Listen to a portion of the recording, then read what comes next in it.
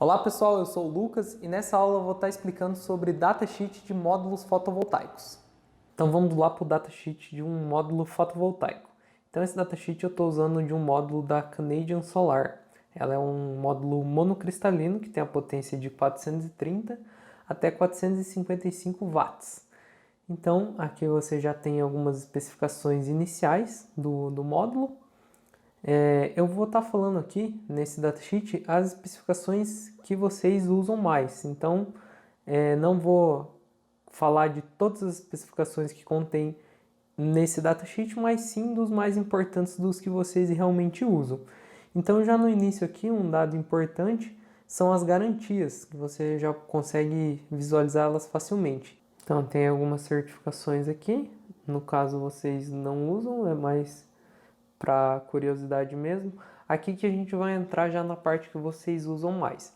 Então aqui é o tamanho da placa, ó, você pode ver que ela tem 2,10 ali, 2108 milímetros, né? 2,10,8 e 1048 milímetros. Então quase 1,5 m ali por 2,11 praticamente. Beleza? Então isso é importante para vocês estarem dimensionando os módulos na cobertura do cliente de vocês. Por isso que é importante essa informação. Aqui tem uns gráficos que mostram a potência em temperatura, que você pode ver que a variação de corrente e voltagem em temperaturas diferentes. Então você pode ver que quanto maior a temperatura for, é maior a voltagem, porém é menor a corrente, mantendo uma produção parecida. Não é igual, porque no caso existem perdas por temperatura, então por isso que tem essa variação.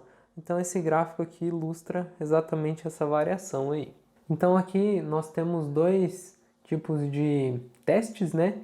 O STC, que é o Standard Test Control, e esse é Mechanical Data aqui. O que vocês usam é o STC, porque o STC, o teste STC, ele é um teste com temperaturas mais parecidas aqui, ó, 25 graus é mais parecido com o que temos no nosso local aqui mesmo. No nosso país, no Brasil, que é tropical, então ele é mais similar com o que ocorre aqui. Então por isso que vocês sempre vão olhar os dados aqui do STC. Então essa parte é bem importante vocês se atentarem aí e prestarem atenção que em todos os datasheets que aqui tem informações muito relevantes aí que vocês vão usar para dimensionamento e também para até divulgação, porque existem placas mais potentes, menos potentes, mais eficientes, menos eficientes. Então eu vou estar explicando aqui. Então a potência nominal do módulo, como esse datasheet é um datasheet para 430 até 455 desse modelo, que é esse modelo, o Haiku aqui, e também monocristalino half cell, então ele tem todas essas potências aqui, né, de 430 a 455. A nomenclatura dele vai estar igual à potência embaixo, beleza? Então aqui você tem a tensão dela, tensão operação. Então se a gente pegar uma que a gente está trabalhando hoje aqui, que é a 445, pode ver que a tensão de operação dela é 40,9 volts. E a corrente de operação dela é 10,89 ampere. Então, se você calcular aí na calculadora, ó, 10,89 vezes 40,9, você vai ver que dá os 445 watts. Uma observação importante também é que essa potência pode variar. Cada placa ela vem com uma potência um pouquinho diferente, não são todas iguais. Só que no mínimo ela tem que ter os 445 watts. Então na hora que o fornecedor te entregar os módulos, você vai perceber na caixa dela que o teste é feito com cada uma e algumas vão apresentar uma potência um pouquinho maior e outras a potência exatamente de 445. Um pouquinho maior sim. Eu já percebi módulos, por exemplo, de 425 watts que chegaram com 427, 430, não passou disso. Porém, teve essa variaçãozinha aí de 2 a 5 watts por módulo. Então tá, você já tem aqui a tensão de operação e a e a corrente de operação. Qual que é a diferença de tensão de operação e corrente de operação para essa tensão, a voltagem está escrito aqui, né? Mas seria tensão de circuito aberto ou corrente de curto-circuito.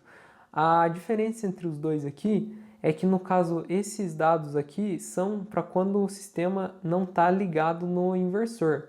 Então, são dados só para vocês usarem no cálculo mesmo.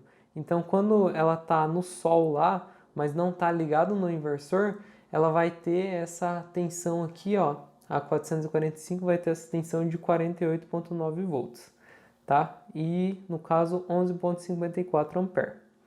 E ela gera uma eficiência, essa de 445, de 20,1%. Esse é um dado bem interessante de vocês usarem até em publicações mesmo. Porque, por exemplo, assim, você pode colocar nas suas especificações de materiais que os teus módulos têm 20,1%, enquanto que o do teu concorrente pode ter módulos aí com 17, 18% de eficiência. Então, no caso, você já sai na frente aí e tenta explicar bem para o seu cliente essa questão. Por exemplo, assim, porque com a mesma quantidade de potência do sistema, ele vai ter uma produção maior porque tem uma eficiência maior. E tem uns outros dados interessantes aqui também que eu vou estar mostrando para vocês. Por isso que é importante estar usando, né, módulos mais potentes, monocristalinos principalmente, que tem um coeficiente de temperatura melhor e também mais eficiência, porque você consegue ganhar na qualidade e está convencendo teu cliente justamente com isso. Ó, a máxima tensão do sistema, então 1500 volts. Tem a temperatura de operação, então ela pode operar em menos 40 até 85 graus. Tá tranquilo aí, pode ficar no sol ou na neve, né? Não tem problema. Enfim, os outros dados aqui não são relevantes para o cálculo de dimensionamento de vocês. Para o dimensionamento, você vai estar levando em consideração esses dois e esses dois aqui também. O dimensionamento, você vai estar usando a tensão de operação, a corrente de operação, a tensão em circuito aberto e a corrente em curto-circuito. Aqui também é um outro teste que é feito, só que daí a temperatura ambiente é 20 graus, por isso que eu falo que o STC se encaixa melhor para a nossa realidade do Brasil. E aqui são as características de temperatura. Aqui que é um item bem importante também, que vocês até conseguem estar usando em publicações ou em conversas com o cliente de vocês, que vocês conseguem estar mostrando para eles como o coeficiente de temperatura da sua placa é importante. Por exemplo, assim, quanto menor esse valor aqui, ó, do coeficiente de temperatura do Pmax, então ele vai tender a ter menos perdas por temperatura. O mesmo ocorre com os outros itens, coeficiente de tensão e coeficiente de corrente. Então, aqui nesses casos você pode ver que são coeficientes muito bons, porque há pouco tempo atrás tínhamos aqui 0,40 para módulos monocristalinos. Agora, os módulos monocristalinos eles estão com 0,35 e a maioria dos policristalinos ainda continuam com 0,40. E também os policristalinos geralmente tem 0,30 aqui, já esse monocristalino 0,27. Então, no cálculo, que existe o cálculo, até eu já mostrei ele em um vídeo, que ele mostra claramente como você ganha potência com a melhoria desses coeficientes de temperatura aqui. Pessoal, então seria isso sobre o datasheet dos módulos fotovoltaicos. Nesse curso ainda vão ter aulas de datasheet de inversor, de string, microinversor, inversor do tipo otimizador, que seria o caso do SolarEdge. Então eu vou estar explicando também nesses datasheets ali as especificações que vocês conseguem estar prestando atenção e utilizando nos cálculos e também na hora de conversar com o cliente de vocês.